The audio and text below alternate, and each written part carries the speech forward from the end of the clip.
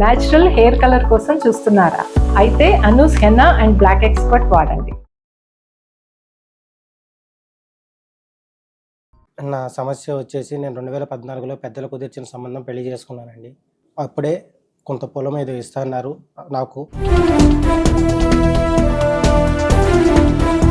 వాళ్ళ అక్క వాళ్ళకి ఉన్న అప్పుల పరంగా ఆ పొలం కూడా మీకు అమ్మేస్తాము. ప్లస్ అది కాకుండా ఇంకో 17 సెంట్లు ఉంది. ఇంతకీ ఈ పొలం ఎవరి పేరు మీద ఉంది?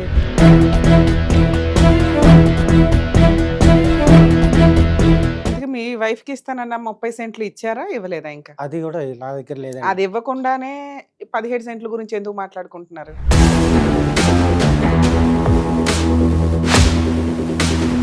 ఇక వాళ్ళ తర్వాత గడువులు పెట్టడం, ఆ గడువుకు నేను ఫోన్ చేయడం, ఫోను లేపకపోవడం, వాళ్ళ అక్క వాళ్ళని నేను డబ్బులు అడగడం వల్ల తినకి కొద్దిగా బాధ అనిపించి నాతో హార్ష్గా బిహేవ్ అంటే చేసి డబ్బులు అడగడం అంటే ఏంటి?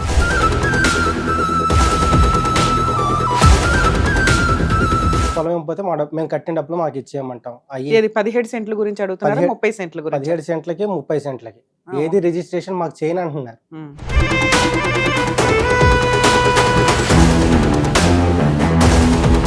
తను 2019లో వేరే వాళ్ళతో ఇల్లీగల్ అఫైర్ పెట్టుకున్న ప్రూఫ్ నాకు దొరికింది.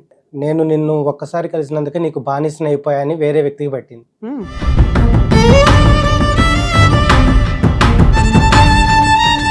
మగవాళ్ళనేమో 2014 నుంచి 22 దాకా మీరు ఆ 2 లక్షలు వసూలు చేసుకోలే, కాపురం పోయే.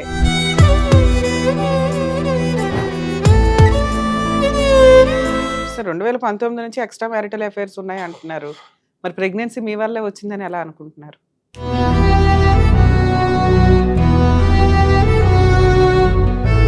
ఆ, 21 స్టార్టింగ్ లో ఒకటి పోయింది, 22 స్టార్టింగ్ లో 7వ నెలలో 2019 నుంచి వరుసగా ఉన్నాయి పాపకి. ప్రెగ్నెన్సీలన్నీ ఇప్పుడు నేనే పోగొట్టేలా బిహేవ్ చేశానని చెప్పి నా మీద 498 కేసులు.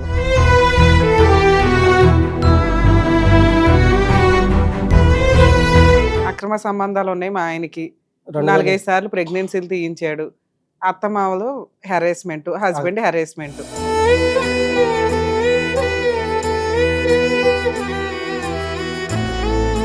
ఎక్స్ట్రా మ్యారిటల్ అఫైర్స్ కోసం భర్తను చంపేయడం, ఎక్స్ట్రా మ్యారిటల్ అఫైర్స్ కోసం భర్తను చంపేసి ఒక రోజంతా టీవీ చూస్తూ కూర్చోడు. బాబోయ్ షాక్ అవుతుంది.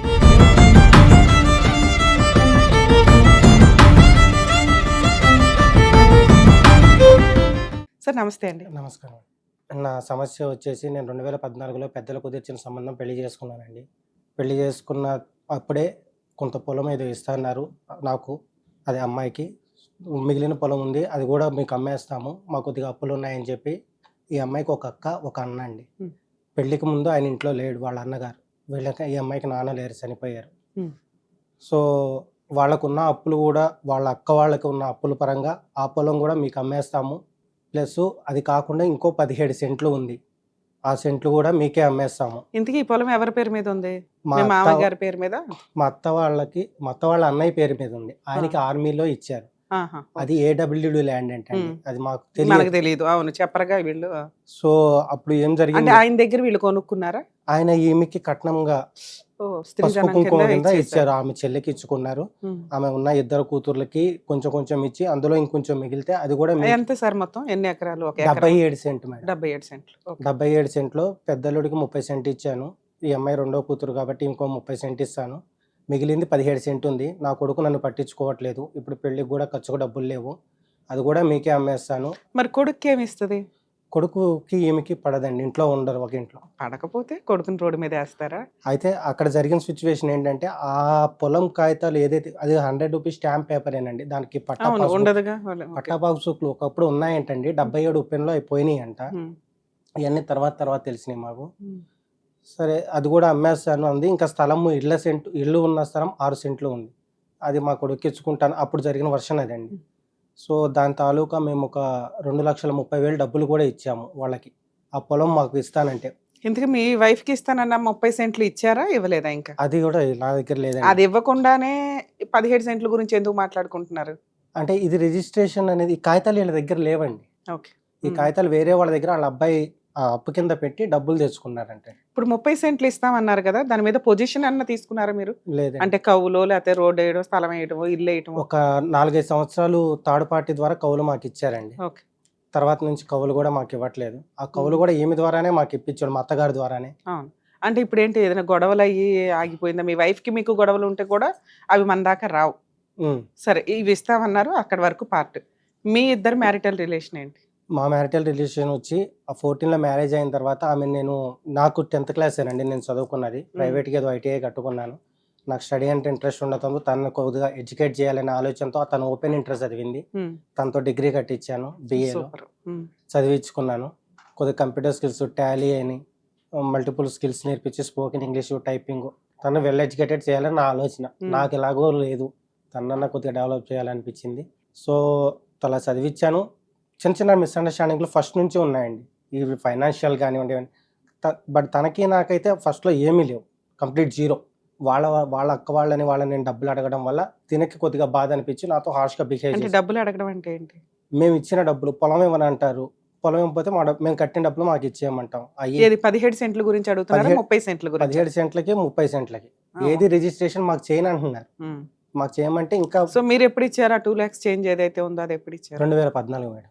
పెళ్ళి అయింది అప్పుడే కదా సార్, అప్పుడే మీరు ఇది కూడా కొనేసుకుంటాను ఇచ్చేయండి కమాన్ అనేది సారా? 2014లో మాకు 2013 ఎండింగ్లో అమ్మాయిని చూడడానికి వెళ్ళాము.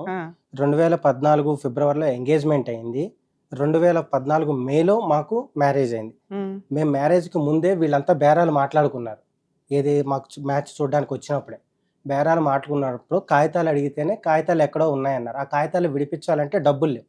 ఆ డబ్బులు ఎవరు ఇవ్వాలి? ఇది మేము అమ్మేస్తున్నాం కాబట్టి మీరే ఇవ్వండి, ఆ డబ్బులు మీకే అమ్మేస్తాం, మొత్తం మీరే తీసుకుంటున్నారు, మీ అండర్లోనే ఉంటుంది. అసలు ఈ ఎవరు మీ పెళ్లి సంబంధం కుదిర్చిన వాళ్ళు వాళ్ళకైనా బుద్ధి ఉండాలి. మా అసలు ఈ నాన్నమ్మ ట్రాన్సాక్షన్స్ పెట్టుకోకూడదు. మీరు ఒక 5 ఏళ్ళు కాపురం చేసి మీ అత్త మామలు ఏంటి, వాళ్ళ ఆస్తులు ఏంటి, వాళ్ళ పంచాయతీలు ఏంటి తెలిస్తే కొనుక్కోవడం ఒకటి, లేదా బయట వ్యక్తి కొనుక్కొని ఆ పెళ్లి ఖర్చులు ఆ అప్పులు ఏదో వాళ్ళు చూసుకుంటారు, మీకు వచ్చే 30 cents ఏవో మీరు తీసుకొని ఉండడం ఒకటి. పెళ్లి సంబంధానికి వెళ్ళి పొలాల బేరాలు చేసుకుంటామంటే అట్లా అసలు అక్కడే ఫైనాన్షియల్ దాని మీద మనకు ఒక పాయిజన్ చుక్క పడిపోద్ది. పడిపోయింది. గొడవలు స్టార్ట్ అవ్వడం కానీ, మన మెంటాలిటీ ఏంటో వాళ్ళ మెంటాలిటీ ఏంటో మనమని ఎస్టిమేట్ చేసే రేంజ్కి వెళ్ళిపోతారు అందరూ కూడా. సో మీరు ఆ టైంలో ఆ 2 మీకే పెళ్లి ఖర్చులు ఇవన్నీ ఉంటాయి. 2.5 lakhs ఎట్లా అరేంజ్ చేసుకున్నారు? నేను గత 20 సంవత్సరాలుగా చేస్తాను. మా అమ్మగారు కూడా ఒక పని చేస్తారు, అంటే ఒక చిన్న పాపాయిని పెంచుకుంటారు, వేరే వాళ్ళ బ్రాహ్మణ్స్, వాళ్ళ సాఫ్ట్వేర్స్. సో ఆవిడ ఏదో పని చేసి మా ఈ దాచుకున్న డబ్బులన్నీ పెళ్లి టైంకి వాళ్ళకి ఇచ్చారా? మా నాన్నగారు వెల్డింగ్ వర్క్ చేస్తారు. మీరు ఎంతమంది? నేను ఒక అక్కండి నాకు. ఆమె వాళ్ళు ఇక్కడే ఉంటారు కానీ వాళ్ళ సబ్జెక్ట్ వేరండి. సరే 2014లో మీరు ఆ అమౌంట్ ఇచ్చారు, అది అవ్వలే. మీరు ఎప్పటి నుంచి అడగడం స్టార్ట్ చేశారు? మేము ఒక 6 నెలల పాటు ఆ పొలం గురించి దానికి పట్టా పాస్బుక్ పుట్టించడానికి నేను తిరిగానండి. మా అత్త వాళ్ళ అన్నయ్యతో కలిపి తిరిగారు వాళ్ళ ఇంటికి వచ్చినప్పుడు. సో ఆయనతో పాటు తిరిగిన తర్వాత ఎవరైతే యాక్చువల్ ఓనరో ఆయన అదే అనుభవదారుడు ఆయన పేరు మీద ఉంది, పట్టాదారుడు ఏడబ్ల్యూడి అని ఉంది. సో ఆయన తిరిగితే అవ్వద్దని విఆర్ఓ గారు చెప్తే ఆయన పట్టుకుని తిరిగి, సో ఆయన నీ పేరు మీద రాస్తాను, నువ్వు ఆల్రెడీ డబ్బులు ఇచ్చావు కదా అని వీళ్ళందరితోనూ చెప్పాడు. చెప్పిన తర్వాత ఆయన పేరు మీద శిస్తు కట్టిన తర్వాత ఇక నీ పేరు మీద రాయాలంటే ముందు మీ అత్తను అడగన్నారు. మీరే చెప్పారు కదా పెదనాన్న అంటే, లేదు మీ అత్త చెప్తేనే అన్నారు. ఆమె నీకు ఎట్లా రాస్తాం, నీకు రాయమంది. నాకు రాయకపోతే ఇక మా వదిన్ని మా అత్తగారు వాళ్ళని మరి మా వాళ్ళు డబ్బులు కట్టారు కదా, మా తల్లిదండ్రులుగా మేము కానీ కొంచెం ఆ డబ్బులు ఇచ్చేయండి అంటే చెట్లకు కాస్తున్నాయా అంది మా వదిన. అదేంటమ్మా, మేము కష్టపడి రూపాయి దాచుకుని ఇవన్నీ చేసుకున్నాం కదా, ఇదేమి మేము దొంగతనంగా చేసింది కాదు, ఓపెన్గా ఉన్నది అందరికీ తెలిసిందే కూడా అని చెప్పంటే ఆమె ఇక అక్కడి నుంచి స్టార్ట్ అయిందండి. ఇక వాళ్ళ తర్వాత గడువులు పెట్టడం, ఆ గడువుకు నేను ఫోన్ చేయడం, ఫోను లేపకపోవడం, అట్లా ఈమె దాకా ఏ సబ్జెక్ట్ వచ్చేది కాదు. ఎందుకంటే ఆమెకి ఈ సబ్జెక్ట్తో సంబంధం లేదు, నా భార్యకి తెలియదు కాబట్టి. తెలియదు, తెలిసిన కొంతవరకు తన పాత్ర అది కాదు, తనని అందులో ఇన్వాల్వ్ చేయలేం. ఎందుకంటే ఒక ఆడపిల్ల మా ఇంటికి తెచ్చినాక తను మా పిల్ల, కష్టం వచ్చి నష్టం నేనే భరించాలి, ఆ ఉద్దేశంతోనే ఉన్నాం. కానీ తనకి నాకు ఫైనాన్షియల్ ఇష్యూస్ అయితే ఏమీ లేవండి. మీకు ఎంతమంది పిల్లలు? పిల్లలు లేరు మేడం. ఓకే, ఎప్పటిదాకా కలుస్తున్నారు మీ ఇద్దరు? 2022లో వెళ్ళిపోయింది మేడం తను. 14 నుంచి 22 దాకా. మధ్యలో కూడా 2017లో ఫైనల్ ఇయర్ ఎగ్జామ్స్ రాయడానికి వెళ్ళింది అక్కడే, డిగ్రీ కూడా అక్కడ ఎగ్జామ్స్ రాసింది. ఆ ఎగ్జామ్స్ రాసిన తర్వాత రాలేదు. ఏదో చిన్నవి ఉన్నాయండి, మిస్అండర్స్టాండింగ్స్ ఉన్నాయి, చిన్న ఫ్యామిలీ వరకు మా ఇద్దరిలో. మరీ హై రేంజ్లో చెప్పుకునేంతగా అయితే ఏమీ లేవు. సో వాటి వల్ల తను నేను రాదలుచుకోలేదు అని చెప్పంది. రాదలుచుకోలేదు కరెక్ట్ కారణం చెప్పమ్మా, నాకు అర్థం అవ్వాలి కదా. అంటే మా ఇంట్లో ఒకటే పద్ధతి మేడం, మగవాళ్ళనేమో 2014 నుంచి 22 దాకా మీరు ఆ 2 లక్షలు వసూలు చేసుకోలే, కాపురం పోయే. ఆ 30 సెంట్ల మీద ఒక 2-3 సంవత్సరాలు ఏదో కౌలు డబ్బులు నామకే వస్తూ వచ్చినాయి అంటున్నారు, కానీ అవి కూడా ఎంతవరకు నిజమో తెలియదు. అవి అడుగుతుంటే మీ వైఫ్ కూడా ఆళ్ళకే సపోర్ట్ చేస్తది తప్ప మీకు చెయ్యదు. ఈలోపు మీకు పిల్లల పుట్ల. ఈవిడనేదో చదివిస్తూ వచ్చారు. ఏం కంప్లీట్ చేసింది ఫైనల్‌గా ఆవిడ? తను 2019లో వేరే వాళ్ళతో ఇల్లీగల్ అఫైర్ పెట్టుకున్న ప్రూఫ్ నాకు దొరికింది. అంటే నేను కళ్ళారా చూసింది కాదండి. అందులో చాటింగ్‌లో చూసిందేమంటే, నేను నిన్ను ఒక్కసారి కలిసినందుకే నీకు బానిసనయిపోయా అని వేరే వ్యక్తికి పెట్టింది. హ్మ్. ఇదేంటమ్మా, యాహ్! I love you, I miss you అందులో అలాంటివి చాలా ఉన్నాయి ట్రాన్సాక్షన్స్. నేను దానన్నిటి గురించి ఏదో అట్రాక్షన్ మీద పెడతారు అలాంటియి అంటే, ఇలాంటిది పెట్టావంటే ఇది కరెక్ట్ కాదమ్మా అని నేను ఒకటే మాటాడా. ఏదో క్యాజువల్‌గా పెట్టాను, చానాళ్ళ తర్వాత మెసేజ్ చేశాడు అని చెప్పాను. అతను ఎలా పరిచయం అంటే 2019లో హోండా షోరూమ్‌లో మెయిడ్ జాబ్ చేసింది. అక్కడ పరిచయం. అతను అందులో ఫైనాన్స్, ఈమె రిసెప్షన్. ఓకే. హ్మ్. మహేంద్ర ఫైనాన్స్‌లో చేసేవారు. అతని భార్య కానిస్టేబుల్. నాకు ఈ వివరాలన్నీ, ఆమె చాటింగ్‌లన్నీ నాకు తెలిసినియి. పోలీస్ స్టేషన్‌లోకెళ్ళి ఆ అవతల కానిస్టేబుల్ ఆమెని పిలిపించి మాట్లాడి అన్నీ చేశాం. నా కాపురం నేను చూసుకుంటానన్నా అని చెప్పంది ఆ అమ్మాయి. సరే, తను ఆడపిల్లే. తనని ఇందులోకి లాగడం నాకు ఇష్టం లేదు. నా తిప్పలు నేను పడతా ఉన్నా. నా భార్య ఫైనల్‌గా ఏమందంటే, "నువ్వు విజయవాడలో గానీ, మన ఊర్లో గానీ డైవర్స్ అప్లై చెయ్యి. డైవర్స్ ఇచ్చేస్తాను." నాకు ఎస్ఎంఎస్ వేసింది వాట్సాప్‌లో. చేసిన తర్వాత ఆమె చెప్పిన ప్రకారం ఎందుకమ్మా మనం కాపురం ఇక్కడ చేసాము. ఏ అడ్వకేట్ గారిని అడిగినా ఇక్కడికే వచ్చి చేసుకోమంటున్నారు. మనం ఇక్కడ సంసారం చేసాం కాబట్టి అంటే, అలా కాదు, నేను అక్కడికి రాను, హైదరాబాద్ అండి. ఎందుకు రానంది. ఎందుకు రావమ్మా అంటే, నీ మీద నాకు నమ్మకం లేనంది. సరే, నమ్మకం లేదు వదిలికొట్టుకుంటాకే కదమ్మా మనం చేసే ప్రయత్నము. నువ్వు సంసారం చేయను, విడాకులు కావాలని వెళ్ళిపోయావు 22లో. 2019లో ఒక ప్రెగ్నెన్సీ పోయిందండి. 2020 స్టార్టింగ్‌లో 6 నెలలో ఉన్నప్పుడు పోయింది. అది కూడా జర్నీ చేసింది ఇక్కడి నుంచి అక్కడికి. ఆ జర్నీ అంటే తాలూకా ప్రెగ్నెన్సీ వచ్చిందా? మీరు ఈ 12 ఏళ్లలో, 10 ఏళ్లలో డాక్టర్స్ చూడడం గాని అట్లా మ్యారేజ్ వెళ్ళారా? అయిన దగ్గర నుంచి ఒక 5, 6 నెలలే మెడిసిన్ వాడలేదు. తర్వాత నుంచి ఆడవాళ్ళకుండే ప్రాబ్లమ్స్ తనకుండడం వల్ల నేను గైనకాలజిస్టు వాళ్ళ దగ్గర తీసుకెళ్ళి వాడితో కంటిన్యూ వాడతానే ఉన్నాము. సార్ 2019 నుంచి ఎక్స్‌ట్రా మ్యారిటల్ అఫైర్స్ ఉన్నాయి అంటున్నారు. మరి ప్రెగ్నెన్సీ మీ వల్లే వచ్చిందని ఎలా అనుకుంటున్నారు? అంటే నాకు 2023లో తెలిసిందిగా మేడం ఈ మ్యాటర్. ఓకే.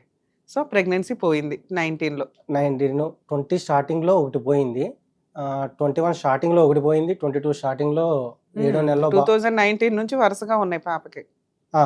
హ్మ్. అయితే అది నా ప్రెగ్నెన్సీలన్నీ ఇప్పుడు నేనే పోగొట్టేలా బిహేవ్ చేశానని చెప్పి నా మీద 498 కేసులు. హ్మ్. 5 లక్షలు ఇస్తే ఏ కేసు లేకుండా డైవర్స్ ఇప్పిస్తామంటారు అవతల అడ్వకేట్ గారు. లేకపోతే ఆవిడే ఫ్రీగా డైవర్స్ ఇస్తానంది అన్నారు కదా మీరు. ఉందండి ఆ చాటింగ్ అంది తర్వాత రివర్స్ అయింది. ఇప్పుడు రివర్స్. కాంపెన్సేషన్ అడుగుతుంది. అడుగుతున్నారు. ఓకే. అడుగుతున్నారు. మేము ఈ ఎంత అవ్వకముందే కోర్టుకి, పోలీస్ స్టేషన్‌లకి వెళ్ళకముందే పెద్ద మనుషుల్లో పెట్టాం. వాళ్ళ ఊర్లోనే ఉన్న మ్యాటర్స్ చెప్పి పెద్ద మనుషుల్లో పెట్టాం వాళ్ళ ఊర్లోనే. అక్కడ మాకెవరు తెలీదు. పరిచయం చేసుకున్నాం ఎళ్లి. సో, అందులో ఒక సారు ఒక 40 ఇయర్స్ లీగల్ అడ్వైజర్ ఉన్నారు ఆయన గూడా. ఆ సార్ గూడా ఉండి పంచాయతీ చేశారు. "ఏమ్మా చేసిన తప్పేంటి? తాగుతాడా? తిరుగుతాడా? పోనీ ఏమన్నా ఉంటే చెప్పమ్మా మేము మాట్లాడతాము. తప్పుంటే ఇప్పుడే మీ ముందే చెప్తామన్నారు." లేదండి తాగడు. ఎవరితోని తిరగడం అయితే నేను చూడలేదు. మరేంటి నీకు సమస్య అంటే, వాళ్ళ అమ్మా నాన్న దగ్గరికి వెళ్తాడండి. వాళ్ళ అమ్మా నాన్న మాట వింటాడండి. హ్మ్. వాళ్ళ అమ్మా నాన్న మీతో కలిసి ఉంటున్నారా? ఉండట్లేదండి. మరెక్కడుంటారంటే 4 సందుల అవతల అక్కడ ఉంటారండి. దానికి ఏరా బాబు అన్నారు. సార్ ఎప్పుడు నా భార్య ఉద్యోగం చేస్తుంది. ఆమె వచ్చేప్పటికి 8 అలా అవుతది.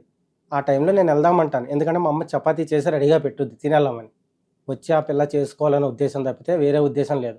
తనకు నేను ఒక్కడినే వెళ్ళటం డౌట్ అనిపిస్తే ఇద్దరం వెళ్దామని అడిగేవాడిని. హ్మ్. దానికి తను అంగీకరించేది. అంటే మీ మీద కూడా ఏమైనా డౌట్ ఉండేదా మీ క్యారెక్టర్ మీద మీ వైఫ్‌కి?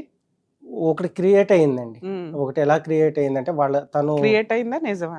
క్రియేట్ అయింది మేడం. హ్మ్. నా దగ్గర దాని తాలూకా కూడా ప్రూఫ్ దొరికింది. హ్మ్. వాళ్ళ ఫ్రెండ్ నా ఫోటో పెట్టి వాళ్ళ ఫ్రెండ్‌కి నేనంటే ఇష్టం అన్నట్టు క్రియేట్ చేసి నా మీద పోలీస్ స్టేషన్‌కెళ్లారు. అది కూడా. నిన్ను వదిలించుకోవడానికి ఇంత మరి మాఫియా ప్లాన్ ఎయ్యాలా? నా దగ్గర ఏముందని మరి వాళ్ళు ఏం ఎక్స్‌పెక్ట్ చేసి చేశారు ఇంతకీ ఆళ్ళ ఫ్రెండ్‌కి ఏం మెసేజ్ పంపించింది? ఆళ్ళ ఫ్రెండ్‌కి "నువ్వంటే నాకిష్టము బిఫోర్ మ్యారేజ్ నుంచి" అని చెప్పి మెసేజ్ పెట్టారు. హ్మ్. నా ఫోటో పెట్టారు. ఫోటో పెట్టిన తర్వాత అది కూడా ఎట్లా ఏ బిఫోర్ మ్యారేజ్? ఆవిడకి బిఫోర్ మ్యారేజా? మీకు బిఫోర్ మ్యారేజా? అది అంత ట్రాన్సాక్షన్ లేదు అందులో. బిఫోర్ మ్యారేజ్ నుంచి ఇష్టం. ఎప్పటినుంచో అసలు ఎక్కడ చూస్తారు? ఆవిడ పెళ్ళైనాకే ఆవిడ ఫ్రెండ్‌ని చూస్తారు మీరు. బిఫోర్ మ్యారేజ్ అయితే వాళ్ళ ఫ్రెండ్‌ని చూడరుగా? ఈళ్ళిద్దరూ ఒకటే దగ్గర జాబ్ చేశారు. రామంతపూర్‌లోనే. ఓకే. 2017లోనో, 16లోనో ఆ! చిన్న జాబ్ మాధవి ఎక్కి హ్మ్. ఐక్లింగ్. అందులో తను పరిచయం వాళ్ళకి. ఆ అమ్మాయి రోడ్డు మీద కలిసేది. మా సందు చివరే ఉండేది. కలిసినప్పుడు "అన్న ఏదన్నా జాబ్ ఉంటే చెప్పన్నా కొద్దిగా" అని చెప్పి అడిగేది. నేను ఆ అమ్మాయికి చెప్పేవాడిని మా భార్యకి కూడా. "ఇట్లా అడుగుతుందమ్మా తను" అని చెప్పంటే, "వద్దు ఆ అమ్మాయి నంబర్ నువ్వు తీసుకోమాక" అది అని చెప్పేది. తర్వాత వాళ్ళు మాట్లాడుకున్నారు. ఏం చేశారో నాకు తెలీదు. ఇదంతా జరిగిపోయిన తర్వాత కూడా ఆ పోలీసులు కూడా నాకు ఫోన్ చేశారు. ఎప్పుడు ఇచ్చింది కంప్లెయింట్?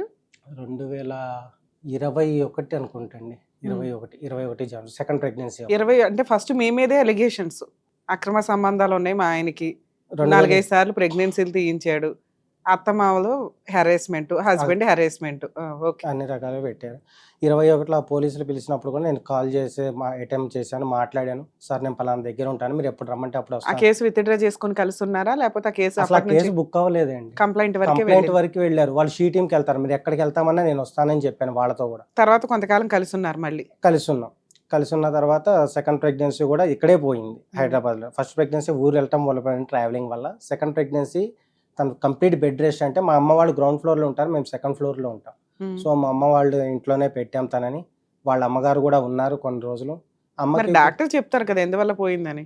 ఆమెకి ఉమ్మనీరు ఉండట్లేదని చెప్పారు. ఓకే. అప్పుడు మీదకి రాదుగా ఈ పాయింట్. లేదు లేదు కానీ పెట్టిన దాంట్లో అలా పెట్టారు మేడం. ఇంకా సెకండ్ ప్రెగ్నెన్సీ అప్పుడు కూడా మేము స్టిచెస్ వేయించాము, అయినా కూడా ఉండలేదు. అదేంటో మరి ఆమె కేసులు ఎప్పటి నుంచి నడుస్తున్నాయి సార్? నా 24 జనవరిలో నేనే డైవర్స్కి వేసానండి. ఆవిడ ఎప్పుడు వేసింది కేసులు? 23 నవంబర్ డిసెంబర్లో మమ్మల్ని విజయవాడ పోలీసులు పిలిచారు. అప్పుడు వెళ్ళాను. 24 మార్చిలో ఎఫ్ఐఆర్ బుక్ చేశారు.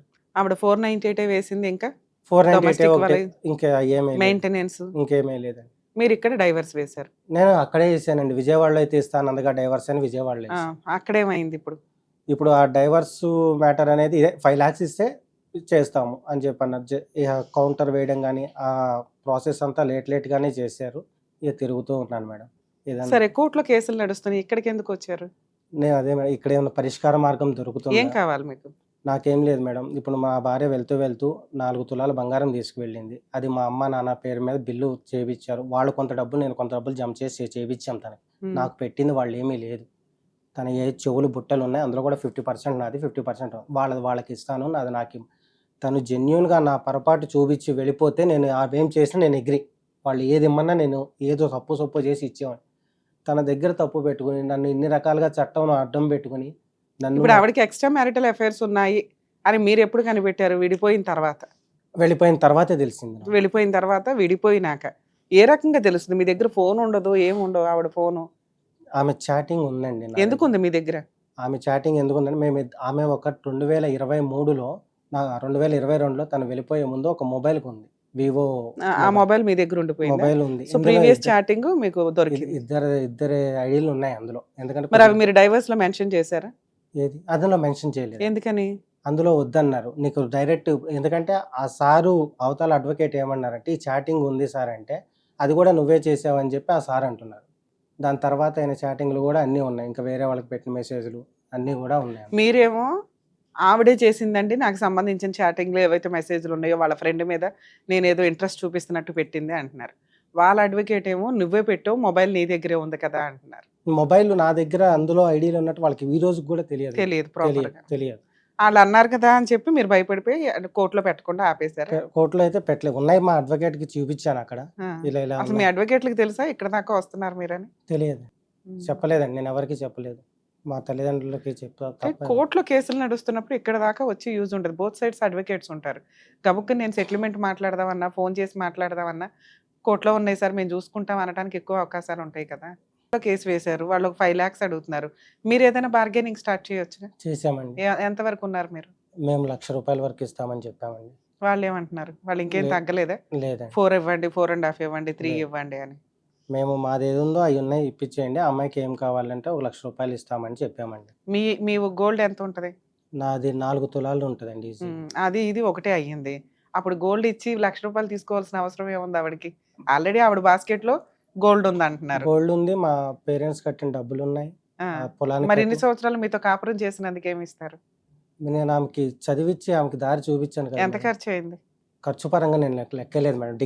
డిగ్రీ చదివించా, స్కిల్స్ నేర్పించాను, కంప్యూటర్ అట్లా. ఇప్పుడు ఆవిడకి ఎంత శాలరీ వస్తుంది? తెలియదు మేడం. మీ దగ్గర ఉన్నప్పుడు ఎంత వరకు వచ్చింది మాక్సిమం? ఒక 20 వరకు వచ్చేది. జెంట్స్ పరిస్థితి ఎంత అధ్వానంగా ఉందో ఒక్కొక్క కేసు మాట్లాడుతుంటే మనకు అర్థమవుతూ ఉంటుంది. ఈయన చెప్తున్న ప్రాసెస్ ఏంటి? నేను నా భార్యని 0లో ఉండగా తెచ్చానండి, మ్యాక్సిమం ఇంటర్ కంప్లీట్ అయింది. నేను చదివించకుండా ఉండుంటే ఈ రోజున తను 30,000 40,000 సంపాదించేంత కెపాసిటీలో ఉండకపోవచ్చు. ఎందుకంటే వాళ్ళకున్న ఫైనాన్షియల్ దీనికి ఎవరో ఒకరికి ఇచ్చి పెళ్లి చేసేయాలనే అనుకున్నారు.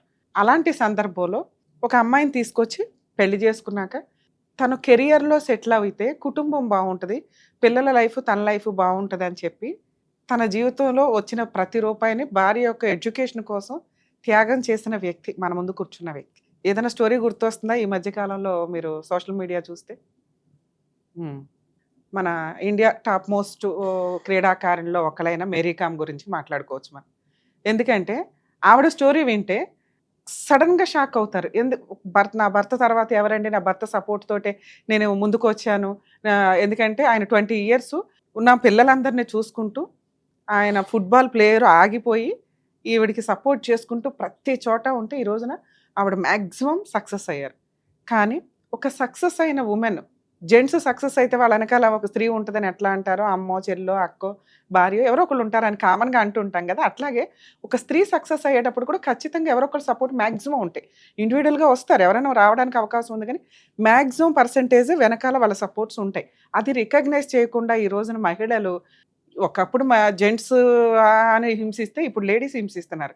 టక్కుమని అట్లా ఒక సోషల్ మీడియా మనం చూసామంటే ఎక్స్‌ట్రా మ్యారిటల్ అఫైర్స్ కోసం భర్తను చంపేయడం.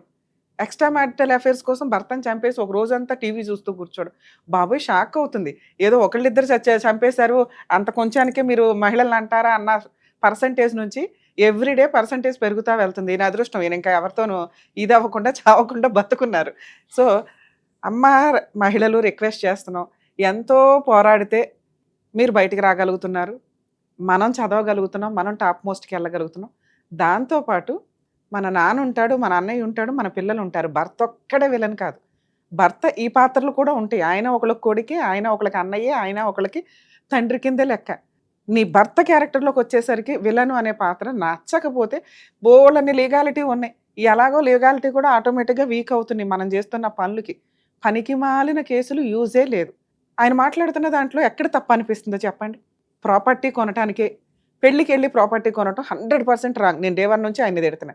పెళ్ళే. ఆ టైంకెళ్ళి మనం పంచాయతీలు చేసుకోకూడదు. ఆ డబ్బు నీళ్ళల్లో పోసినట్లే. ఆ పాయింట్ మీద ఎప్పుడైతే అడుగుతామో ఎందుకంటే వీళ్ళు కష్టార్జితం ఇదేదో కోట్ల ఆస్తున్న వాళ్ళు పోతే పోయిందిలో రూ. 1,00,000 అనటానికి లేదు. సో, అప్పుడు ఆళ్ళెట్లా మాట్లాడతారు? మా 2,00,000 మేము జీవితకాలం సంపాదించుకున్నవి. అవి ఇవ్వండి అన్నప్పుడు మ్యారిటల్ రిలేషన్ డ్యామేజ్ అవుతది. మ్యారిటల్ రిలేషన్‌లో ముందుగా ఫైనాన్షియల్ విషయాల్లో జాగ్రత్త పడండి.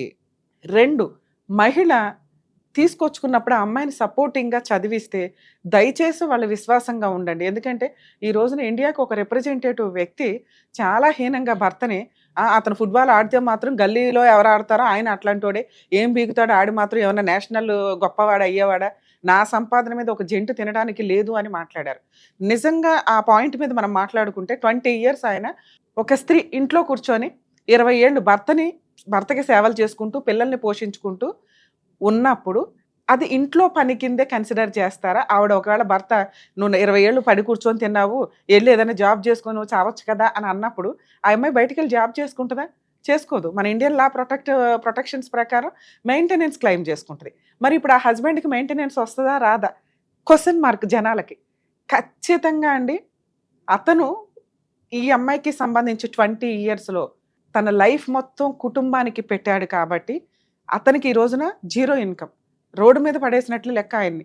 ఒక రకంగా మాట్లాడితే. అదేంటి మేడం జెంట్స్‌కి సపోర్ట్ చేస్తారు అంటే, ఈచ్ కేసు డిఫరెంట్. అన్ని కేసుల్లో జెంట్స్‌కి సపోర్ట్ చేయరు.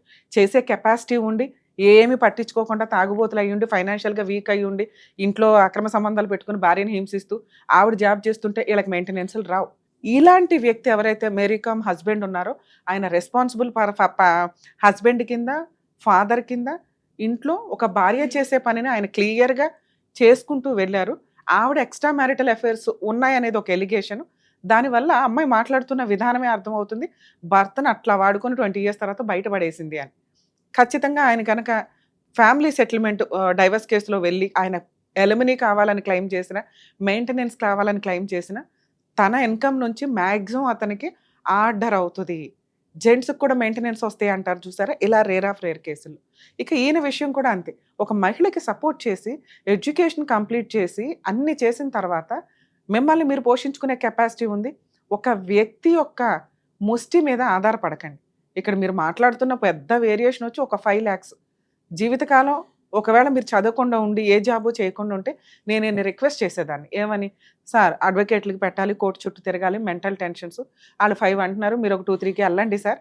అయిపోయినాయి అని. కానీ ఆయన తన జీవితంలో సంపాదించింది స్టార్టింగ్‌లో కొంత ఇచ్చేశారు. ఆఫ్టర్ 8 ఇయర్స్ సంపాదించిందంతా చదువుకి, వీటికి, ఆటికి పెట్టుకుంటూ వెళ్లారు. ఇలాంటి వ్యక్తులు దయచేసి మెయింటెనెన్స్‌లో, అలిమినీలో అడక్కండి. డిగ్నిటీగా, చక్కగా, ఈజీగా డైవర్స్ ఇచ్చే కేసులివి. ఇక దీనికి మీ అడ్వకేట్ ఫీజులయిని, అవని, ఇవని అంటే వేశారు ఒక false case 498 case. Extra marital affairs ఉన్నాయి. మీరు క్రియేట్ చేశారు, వాళ్ళు క్రియేట్ చేశారని. నచ్చకపోతే వదిలేయాలా? లేకపోతే కాపురం చేయడం కోసం ఏం కావాలో ఆ ఎలిగేషన్స్‌లో ప్రొసీడ్ అవ్వాలి తప్ప, కాంపెన్సేషన్ ఇస్తేనే అంటే మీకు జరగాల్సినవి ఆల్రెడీ బయట జరుగుతున్నాయి. మేబీ ఇప్పుడు ఈయన ఒక్క సైడే విని మీకు అగైనెస్ట్‌గా నేను మాట్లాడట్లా. ఒక మహిళగా మీరు అటువైపును కూడా నేను ఎస్టిమేట్ చేయగలను. నిజంగా మీరు డిగ్రీ కంప్లీట్ చేయకుండా ఇంట్లోనే ఉండి, ఈ రోజున మీ హస్బెండ్ మిమ్మల్ని వదిలేసి ఉండి, ఆయనకి ఎక్స్‌ట్రా మ్యారిటల్ అఫైర్స్ ఉంటే, సార్ ఖచ్చితంగా కాంపెన్సేషన్ ఇవ్వండి అని అంటాం. మీరు చదువుకుంటున్నారు, జాబ్ చేస్తున్నారు, మీకు మెయింటెనెన్స్ రాదు. అలిమినీ అనేది కోర్ట్ ఇవ్వదు. డైవర్స్ ఇస్తే ఎక్కువ మీ కేసులు. సో, ఈయన డైవర్స్ అడుగుతున్నారు కాబట్టి, మీరు కాపురం చేయడానికి ఇంట్రెస్ట్ లేరు కాబట్టి, డైవర్స్ కేసు ఈజీగా గెలుస్తారు. సో, కాబట్టి ఇప్పుడైనా ఒకవేళ ఈ వీడియోలు ఇట్లా ఉన్న మహిళలు ఎవరైతే ఉంటారో, వాళ్ళు ఇచ్చే ముష్టి కోసం వెయిట్ చేయకుండా, రీసెంట్‌గా మీకు గుజరాత్ హైకోర్టు కూడా ఒక స్టేట్మెంట్ ఇచ్చింది. సంపాదించుకునే మహిళలు భర్తల్ని పీక్కు తింటూ వాళ్ళ ముష్టి మీద ఆధారపడొద్దు అని. కాంపెన్సేషన్ అనేది మన హక్కుగా వసూలు చేయాలి. అలాంటిది ఒక హైకోర్టు రేంజ్‌లోనే ఇది ముష్టి భిక్షం కోసం వెయిట్ చేయకండి అని అన్నారు అంటే, అటువంటి కేసులు కూడా ఈ రోజున కోర్టుల్లో నడుస్తున్నాయని. ప్రతి ఒక్కళ్ళకి ఎలిమినీ రాదు, ప్రతి ఒక్కళ్ళకి మెయింటెనెన్స్ రాదు. మెయిన్‌గా మీ వైఫ్‌కి సార్. సో, వాళ్ళకి 5 లాక్స్ ఇవ్వాలా వద్దా? ఇప్పుడు దాని గురించి మాట్లాడుకుందాం. యాక్చువల్‌గా మీతో మ్యారిటల్ రిలేషన్ అనేది బావుంది. నేను ఈ రోజున ఫోన్ చేసి మాట్లాడడానికి ఒక అవకాశం ఉంటది. యాక్చువల్‌గా ఇక్కడి దాకా వచ్చినప్పుడు మా వంతు ప్రయత్నంగా మేము సెటిల్ చేయడానికో, కోర్టుల చుట్టూ తిరగకుండా ఉంచడానికో చూస్తాం. కానీ కోర్టులో కేసులున్నాయి, మీ అడ్వకేట్స్ ఉన్నారు. ఇప్పుడు నేను అపోజిట్ పార్టీతో మాట్లాడినా, లేదా మీ అడ్వకేట్‌తో మాట్లాడినా, మేడం మేము కోర్టులో చూస్తాం మేడం అంటారు. మళ్ళీ అదొక పాయిజన్ చుక్కలాగా అవుతుంది. మీకు యూజ్ అవ్వాలి ఇక్కడి దాకా ఒక స్టేజ్ వచ్చినప్పుడు. ఇప్పుడు నేను ఇవ్వగలిగే సజెషన్ ఏంటంటే, మోరల్ సపోర్ట్. ఇప్పుడు మీకు ఒక క్లారిటీ ఉండుంటది. ఈ అమ్మాయికి మెయింటెనెన్స్ రాదు, కోర్టు కాంపెన్సేషన్ ఇవ్వదు. ఇలా ఉండొచ్చు మీరింకా. న్యాయంగా ఫైట్ చేస్తున్నట్టు లెక్క. రెండోది మనం మాట్లాడాల్సింది, మేడం మరి 498 కేసు పరిస్థితి ఏంటి?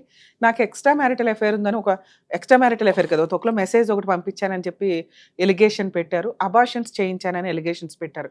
ఇవి ఎంతవరకు? ఖచ్చితంగా వీటిని కోర్టు కన్సిడర్ చేయరు సార్. మీకు అవి విన్నప్పుడు భయం వేయొచ్చు. ఆ ఎలిగేషన్స్ ఏవైతే ఉంటాయో అవి. కానీ కోర్టుకి తెలుస్తది. ఆపోజిట్ అడ్వకేట్‌కి తెలుస్తది. మీ అడ్వకేట్‌కి తెలుసు. నిజం ఎప్పుడూ నిజమే. ఒక వ్యక్తి పిల్లలే పుట్టకుండా 8 ఇయర్స్ నుంచి సఫర్ అవుతూ, పిల్లలు పుడుతుంటే అబార్షన్‌లు చేయించుకుంటూ కూర్చోరు. అర్థమవుతుందా? డాక్టర్స్ దగ్గరికి వెళ్తూ ట్రీట్మెంట్లు ఇప్పించుకొని అబార్షన్ చేయించుకుంటామా? డబ్బులేమన్నా కుప్పలకి చెట్లుకి కాస్తున్నాయా? కాదుగా. సో, ఖచ్చితంగా ఇది ఫేక్.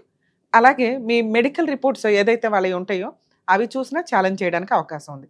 ఇక మూడో ఆప్షను, మీరు పంపించిన మెసేజ్ గురించి. అసలు ఆ పాయింట్ చాలు మీకు డైవర్స్ రావడానికి.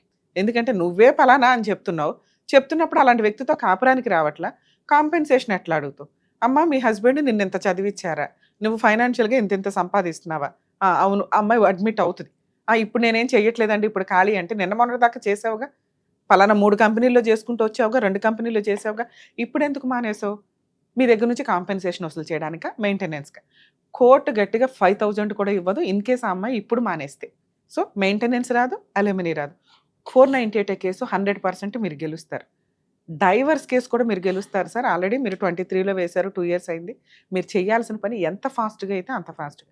కాంపెన్సేషన్ కోర్టునే ఆర్డర్ చేయనివ్వండి. కోర్ట్ ఆర్డర్ చేయరు. డైవర్స్ డిక్లేర్ అవుతాయి. తీసుకోండి, సైలెంట్ ఉండండి. 498 కూడా గెలిచే కేసు ఇది. ఎందుకంటే 99% కేసుల్లో ఎవిడెన్స్‌లు ఉండవు. ఏం మాట్లాడుకున్నా. ఎలిగేషన్స్ మాత్రమే తప్ప. అందులోనూ చాలా మిస్టేక్స్ నడుస్తూ ఉంటాయి. సో, ఈ కేసులో మీరన్నది, మీ గోల్డ్ మీకిచ్చి ₹1,00,000 మీరు ఆళ్ళు తీసుకోవడం అనేది జరగదు. ఎందుకంటే ఆల్రెడీ వాళ్ళ బాస్కెట్‌లో ఉంది. వాళ్ళు వాడేసుకున్నారు, తినేశారు. మీరిచ్చిన డబ్బుతో చదువుకుంది, సంపాదించుకుంటుంది, తినేస్తుంది. ఇంకా ఏమన్నా ఎక్స్‌పెక్ట్ చేయడం అనేది వాళ్ళ ఆశ. ఆ ఆశని అలా ఉండనివ్వండి. మీరు చేయాల్సిన పని ఒకే ఒక్క ఆప్షన్. ఆల్రెడీ 1,00,000 అడ్మిట్ అయ్యారు కాబట్టి, సరే గోల్డ్ ఉంచుకోమనండి. ఫస్ట్ ఇచ్చిన 2.5 లాక్స్ ఉంచుకోమనండి. 1,00,000తో మ్యూచువల్ వస్తే రమ్మనండి. ఇదే. ఆ 1,00,000 కూడా 498 క్లోజ్ అవ్వాలి. మ్యూచువల్ డైవర్స్ ఎవిడెన్స్ సబ్మిట్ చేసే రోజు ఇచ్చేలాగా ప్లాన్ చేసుకోండి. అవ్వలేదు, తేడా నడుస్తుంది. మీరు మా వాళ్ళకి ఒకసారి కాల్ చేస్తే నేను కూడా మాట్లాడతా. మీ అడ్వకేట్‌కి అబ్జెక్షన్ లేకపోతే. అదర్ సైడ్ వాళ్ళతోటి. సో, వాళ్ళకి అర్థమవుతది. లేదు అంటే మీరు ఆరాంగా ఫైట్ చేయండి సార్. ఎందుకంటే కొంతమందన్నా మీలాగా నిజాయితీ పరులు కాస్త ధైర్యంగా ఫైట్ చేస్తే బావుంటదనేది నా ఉద్దేశం. సరేనా? ఆల్ ది బెస్ట్ అండి, జాగ్రత్త. చూసారు కదండి, జెంట్స్ ఎంతో కష్టపడి అది ఫాదర్ రూపంలో కానీ, బ్రదర్ రూపంలో కానీ, హస్బెండ్ రూపంలో కానీ సపోర్ట్ చేయడానికి వచ్చినప్పుడు ఆ వాల్యూని కొంచెం గుర్తుపెట్టుకోండి. విచ్చలవిడిగా వ్యక్తిగత స్వేచ్ఛ అని చెప్పి క్యారెక్టర్ డ్యామేజ్ చేసుకుంటూ మహిళల యొక్క ఉనికినే రేపటి రోజున డ్యామేజ్ చేస్తే, ఒకప్పుడు జెంట్స్ దగ్గర నుంచి లేడీస్ని కాపాడడానికి చాలా సంవత్సరాలు పట్టింది. కానీ ఈ రోజున సోషల్ మీడియా కానీ, జనాలకున్న అవేర్నెస్ కానీ, మనకున్న హక్కులు కొలాప్స్ అవ్వడానికి చాలా షార్ట్ టైం పడుతుంది.